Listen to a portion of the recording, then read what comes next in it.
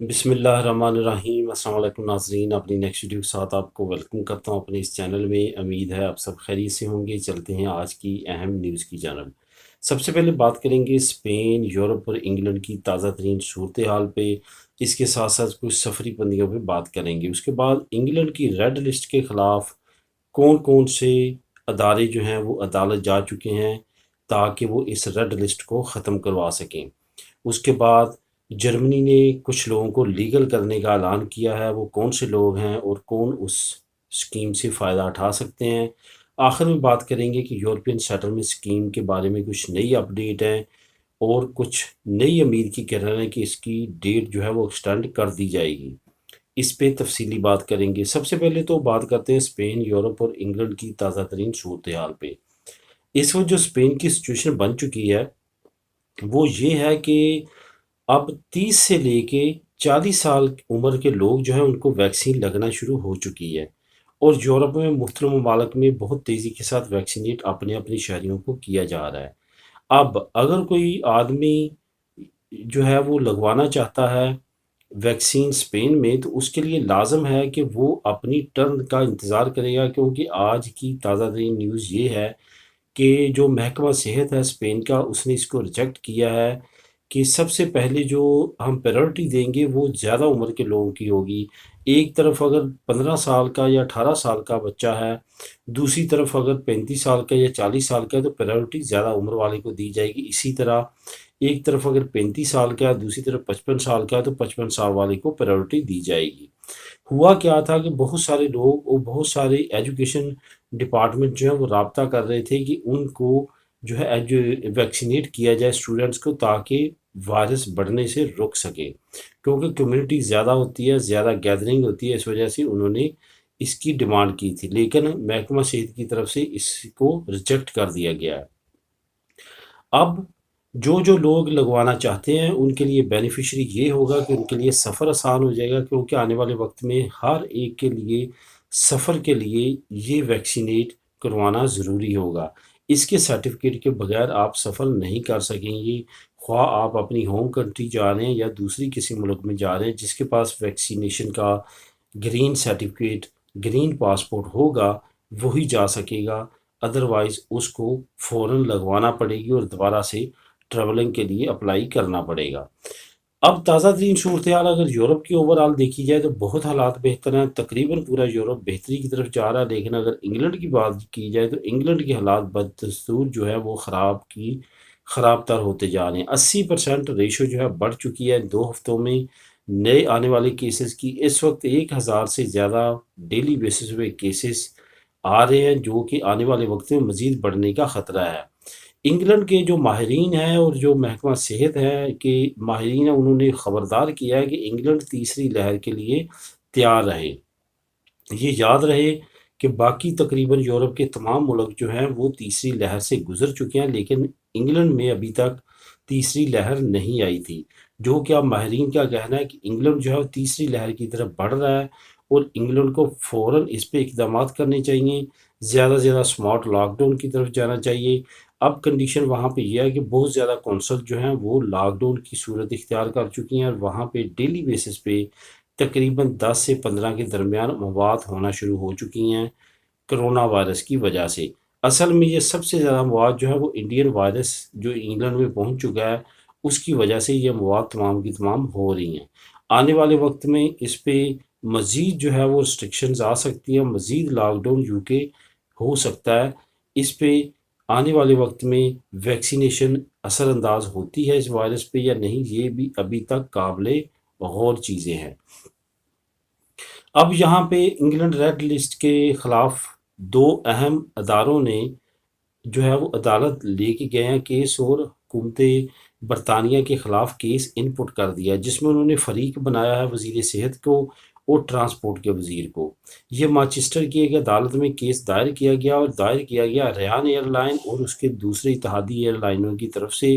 انہوں نے کہا کہ جو ٹریول انڈسٹری ہے اس کو تباہ کر کے رکھ دیا گیا ہے اس ریڈ لسٹ کی وجہ سے، اور انگلینڈ جو ہے وہ ہر 3 ہفتے کے بعد غور کرنے کے لیے بیٹھتا ہے اور دوبارہ سے انہی ممالک کو ریڈ لسٹ میں رکھتا ہے جہاں پہ اب انفیکشن ریٹ بالکل کم ہو چکا ہے یا بالکل ختم ہو چکا ہے۔ تو اب حکومت کو اس چیز کا پابند بنایا جائے کہ وہ کون سا طریقہ کار دیکھ کے ریڈ لسٹ میں ممالک کو ڈالتے ہیں یا نکالتے ہیں، کیونکہ اب 50 ملک اس وقت ریڈ لسٹ میں ہیں۔ ان میں سے بہت سارے ممالک ایسے ہیں جہاں پہ انفیکشن ریٹ بالکل ختم ہو چکا ہے،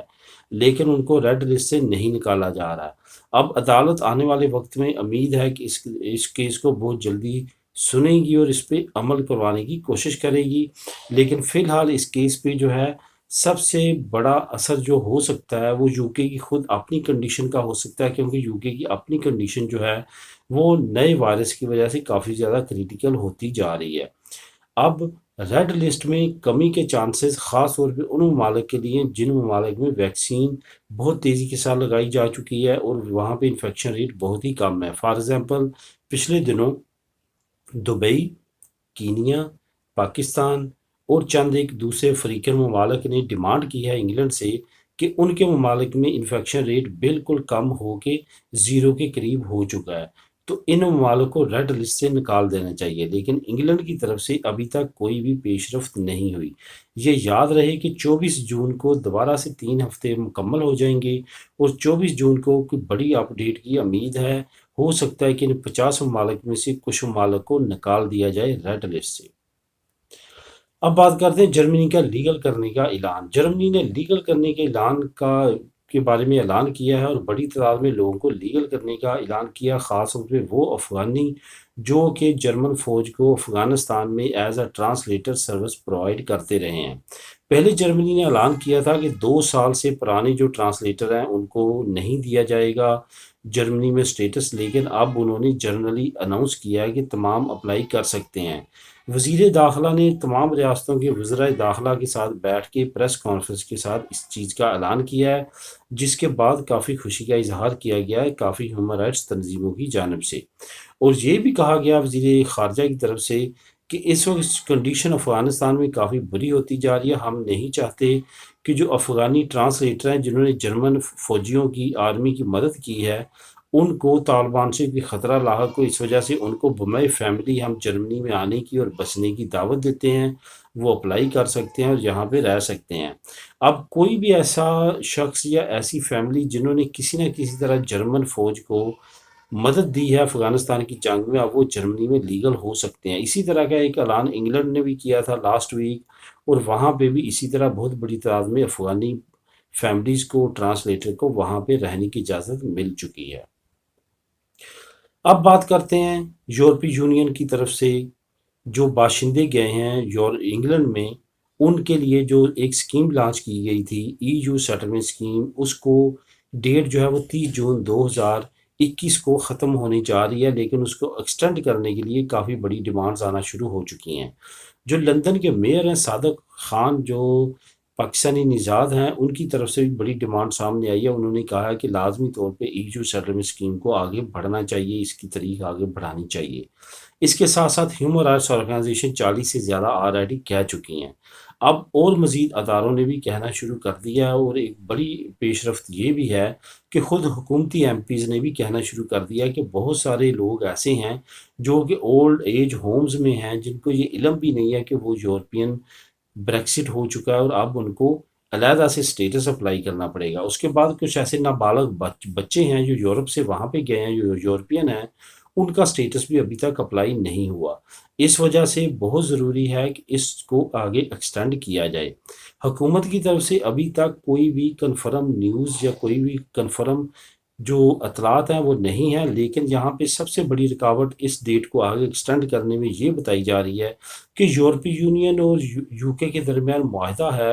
30 جون دونوں اب ایک دوسرے کی طرف دیکھ رہے ہیں کہ وہ آگے بڑھائے اور وہ بڑھائے، دونوں کو ضرورت ہے بات چیت کی اور آگے ڈیٹ کو ایکسٹینڈ کرنے کی، لیکن یورپ کی طرف سے ابھی ایسی کوئی بھی خبر نہیں آئی کہ وہ ڈیٹ کو ایکسٹینڈ کرے گا، لیکن یو کے کی طرف سے امید بڑھتی جا رہی ہے کہ وہ آگے ڈیٹ کو ایکسٹینڈ کر سکتا ہے، کیونکہ بہت بڑی ڈیمانڈز آنا شروع ہو چکی ہیں۔ اگر ڈیٹ ایکسٹینڈ ہو جاتی ہیں تو بہت بڑی کمیونٹی جو ہے ہمارے لینگویج کی بھی اور ہمارے معاشرے کی بھی، ہماری کنٹری سے، ان کے لیے بھی بہت بڑا فائدہ ہوگا۔ نیکسٹ آنے والے 3-4 دن، اس میں یہ جو جون کے آخری دن ہیں، اس میں کافی زیادہ بڑی ڈیولپمنٹ ہونے کا خطرہ ہے، جس میں کچھ نئی ریسٹرکشنز لگ سکتی ہیں، ڈپورٹ ہونے کا چانسز بڑھ سکتے ہیں. جو یورپین وہاں پہ گئے ہیں جو نہیں اپلائی کر سکیں گے اگر ڈیٹ ایکسٹینڈ نہ ہوئی بہت بڑی تعداد میں. یہی وجہ ہے کہ مختلف اداروں کی طرف سے بہت زیادہ زور ڈالا جا رہا ہے کہ ڈیٹ کو ایکسٹینڈ ہونا چاہیے. باقی آنے والے 3-4 دن میں مزید واضح ہو جائے گا. ملیں گے نیکسٹ ویڈیو میں نئی نیوز اپڈیٹ کے ساتھ. اللہ حافظ.